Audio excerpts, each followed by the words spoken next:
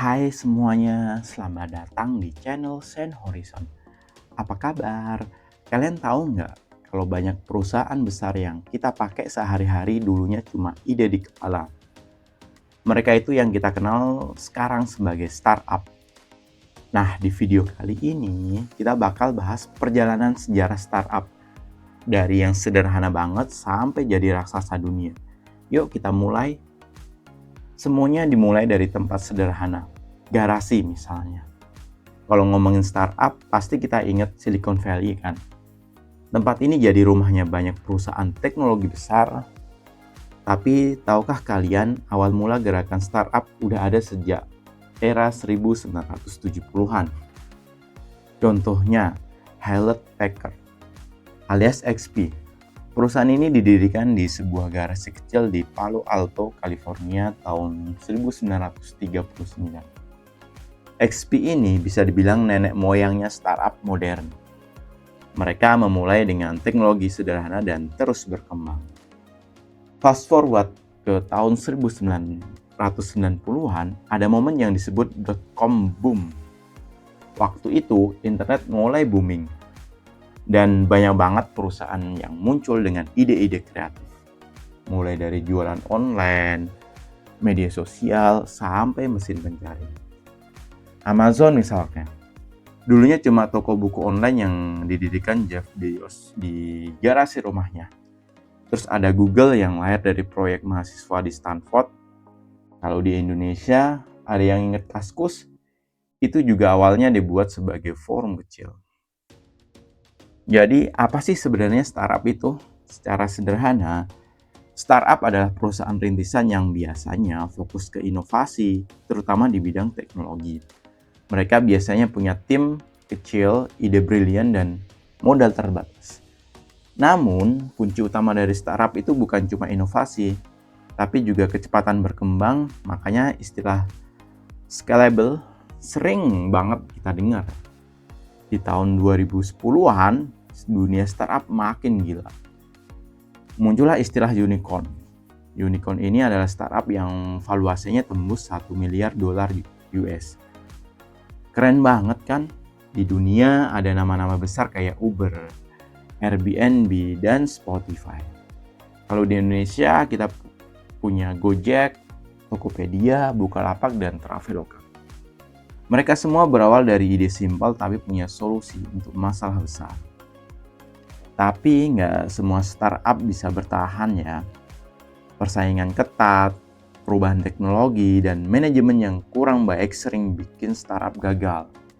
Namun buat yang berhasil, mereka nggak cuma jadi besar, tapi juga mengubah cara hidup kita. Misalnya sekarang kita udah nggak ribet bayar pakai uang tunai gara-gara ada dompet digital. Mau pergi tinggal buka aplikasi, hidup jauh lebih gampang. Nah, di sini kita ambil contoh juga startup yang namanya Evisery ya. Ini salah satu perusahaan agritech yang mengubah cara budidaya perikanan dengan solusi berbasis teknologi. Dengan Evisery Feeder, pemberian pakan menjadi lebih cerdas, hemat, dan efektif. Teknologi ini membantu petani meningkatkan produktivitas dan mengurangi biaya. Melalui platform digital, Evisery mempermudah akses ke data, pasar, dan pendanaan. Petani kini dapat menjual hasil panen dengan harga yang kompetitif. Evisery bukan hanya tentang teknologi, tetapi juga tentang membangun komunitas yang kuat dan berkelanjutan. Evisery menciptakan masa depan perikanan yang lebih baik untuk semuanya. Tapi baru-baru ini Evisery menjadi sorotan akibat dugaan penipuan yang melibatkan pendirinya, yaitu Gibran Huseifah. Investigasi mengungkap bahwa perusahaan diduga memanipulasi laporan keuangan dengan menggelembungkan pendapatan hingga mencapai 9,8 triliun untuk periode Januari hingga September 2024. Sementara itu, kerugian sebenarnya diperkirakan mencapai 35,4 juta US dollar dengan pendapatan hanya sekitar 150 juta US dollar. Sumber dari ABS ID. Akibat dari temuan ini, Gibran Huseifah telah dibebas tugaskan dari posisinya sebagai CEO.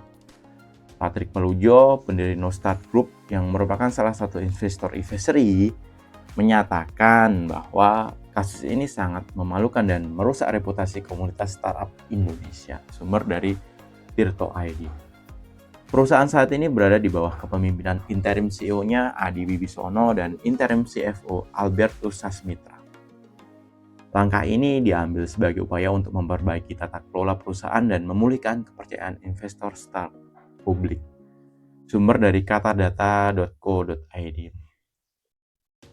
Kasus ini menjadi peringatan bagi ekosistem startup di Indonesia tentang pentingnya transparansi dan integritas dalam operasional perusahaan.